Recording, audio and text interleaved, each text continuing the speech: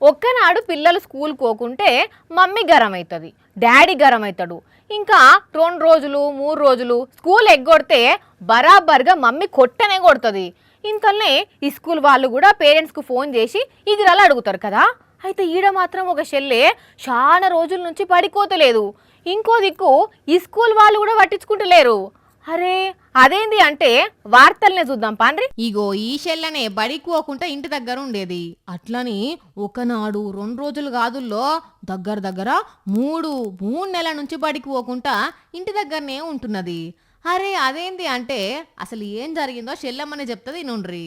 గురుకుల మాస్టర్లో నాకు సీటు వస్తే నేను చదువుకుంటాను. ఒకరోజు సండే రోజు నా కాలు నుంచి పాము పోయింది.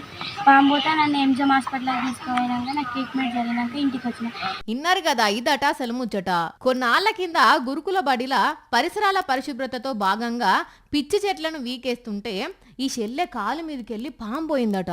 గంతే ఇంకేమున్నది, కొందరు కరిచిందని కొందరేమో కరవలేదని అనేసరికి పంచాది పెద్దగా అయితే ఎంజీఎం పట్టుకవేరట. కొద్ది రోజులు ట్రీట్మెంట్ కూడా జరిగిందట. ఇక అంతా అయిపోయినాక తల్లి ఈ స్కూల్ కు బుజ్జమ్మని తీసుకపోతే టీచర్లు ఏమంటున్నారో ఈ అక్క చెప్తుంది నుండ్రి.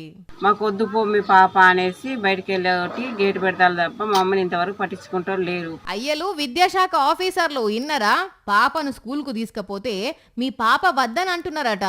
అసలు వాళ్ళొద్దని చెప్పుడేంది సారు, వాళ్ళు ఫీజు కడుతున్నారా? అదంతా గవర్నమెంట్ సొమ్ము. అయినా 3 నెలల నుంచి ఒక బాలిక బడికి రాకుండా ఇంటి దగ్గర ఉంటుంటే మీరైనా అట్టెట్లా ఊకుంటున్నారు సారు? మరి షెల్లె కాలు మీదంగా పాము పోయినప్పుడు ఏం పంచాయత్ జరిగిందో ఏం కథనో గాని బడికి పోయి చదువుకోవాల్సిన షెల్లె ఇంటి దగ్గర ఉత్తగా ఉంటున్నది. వరంగల్ జిల్లా పర్వతగిరి గురుకుల పాఠశాలల ముచ్చటగిద అంతా. చెల్లె పేరు శివాని. మరి ఇప్పటికైనా ఆఫీసర్లు స్పందిస్తారో లేదో తెలియదు గాని 3 నెలల నుంచి బాలిక బడికి పోకపోవడమే ఇచ్చంతరంగా ఉన్నది పోన్రీ.